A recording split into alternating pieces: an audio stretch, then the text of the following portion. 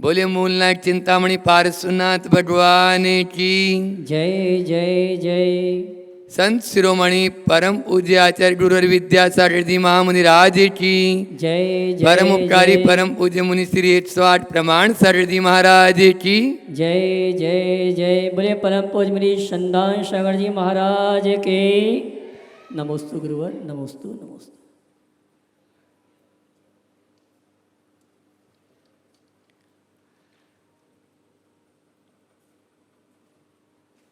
बात विजयादशमी की है। सब जानते हैं राम ने रावण पर विजय प्राप्त करके आपके इसी अवधपुरी अयोध्या में लौटे तो विजयादशमी मनाई जाती है। उस खुशी में वो रावण और वो राम किसी युग में हुए, लेकिन अभी वर्तमान में राम और रावण है। वर्तमान में ही नहीं, हमारे भीतर ही वह राम भी है और रावण भी है। प्रयास हमें ये करना है कि वह राम हमारा जागे। अब तक बहुत सुनी रामायण, अब तक बहुत सुनी रामायण, रामायण के राम की। आओ आज सुने रामायण अपने आत्म राम की। आओ आज सुने रामायण अपने आत्म राम की। उस आत्म राम को जब तक नहीं सुनेंगे, क्योंकि आज की स्थिति बड़ी विचित्र है। जन जन रावण घर घर लंका, जन जन रावण घर घर लंका। इतने राम कहाँ से लाऊं, और घर घर पैदा हो रहे कंसा। इतने शाम कहाँ से लाऊं, इतने शाम कहाँ से लाऊं। वह राम और वह श्याम न जाने अब केवल स्पीकर के भीतर रह गए। वहां तो सुनाई देते हैं, लेकिन वह मनवा तू ही राम, एक भजन सुना था, मनवा तू ही रावण, मनवा तू ही राम। अब तो जाग, अब तो जाग, जागना पड़ेगा। नहीं जागेंगे तो निश्चित रूप से आगे। एक बार एक शिक्षक थे, उन शिक्षक ने पूछा, आप लोगों में से बुरा इंसान कौन बनना चाहता है? एक भी बच्चे का हाथ खड़ा नहीं हुआ, सब यूं बांध के बैठ गए। फिर बोला, आप लोगों में से अच्छा इंसान कौन बनना चाहता है? एक सेकंड में हाथ, सबके हाथ खड़े हो गए। यहां पर भी आपकी यही भावना है ना? आप लोगों में से अच्छा इंसान कौन बनना चाहता है? सब।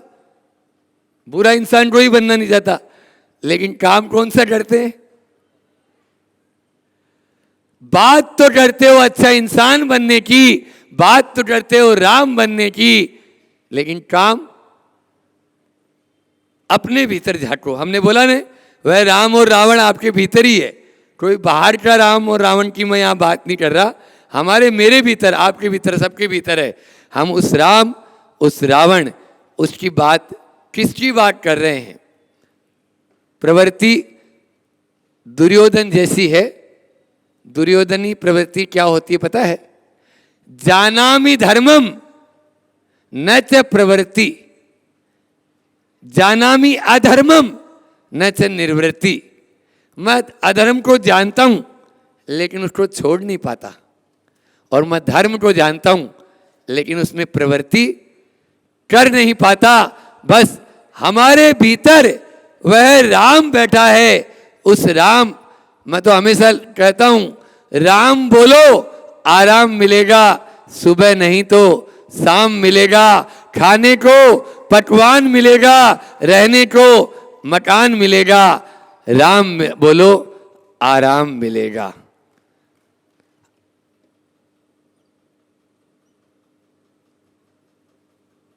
आराम यदि चाहो तो आ राम के पास।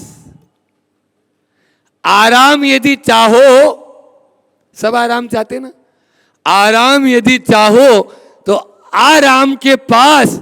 और फंदे में यदि फंसना चाहो तो जो जा काम के पास, जा दाम के पास। फंदे में यदि फंसना चाहो तो कामे इंद्रियां होती है ना, स्पर्शन इंद्री और रसना इंद्रिय, ये कामना कहलाए। तो जा काम के पास, दाम के पास। और आराम यदि चाहो तो आ राम के पास। उसकी आवाज सुनना पड़ेगा अपन को। अल्प समय में चारों बात आपको देना भी है। तो वह राम और वह रावण किस युग में हुए मैंने नहीं देखा, सुना है।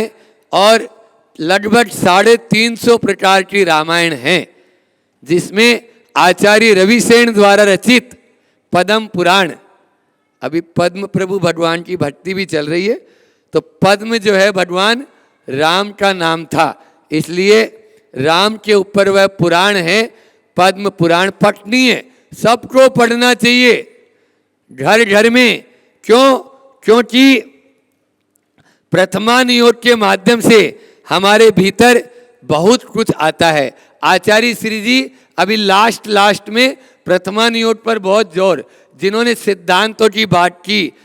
बनती है भूमिकाएं प्रथमा नियोग से, बनती है भूमिकाएं प्रथमा नियोग से, पटती है पात्रताएं करना नियोग से, आती है योग्यताएं चरना नियोग से, तब झलकती है आत्माएं द्रव्यानियोग से, झलकती है आत्माएं द्रव्यानियोग से। द्रव्यानियोग की सीधी बात करते हैं, डल्लब के गद्दे पर बैठकर सीधा ही समय सार खांट में दबा के पढ़ने की कोशिश करने वालों, वो तब नहीं आएगी। पहले भूमिका बनाओ और फिर पकाओ, पात्रता लाओ, योग्यता लाओ, फिर उसके बाद में आत्मा आपके भीतर झलकेगी, वह आत्म राम आपके भीतर भी आएगा। आए उसके लिए 4 बातें अपन को ध्यान में रखना है, किस प्रकार से हम उस भीतर के रावण को हटाकर राम को ला सकते हैं।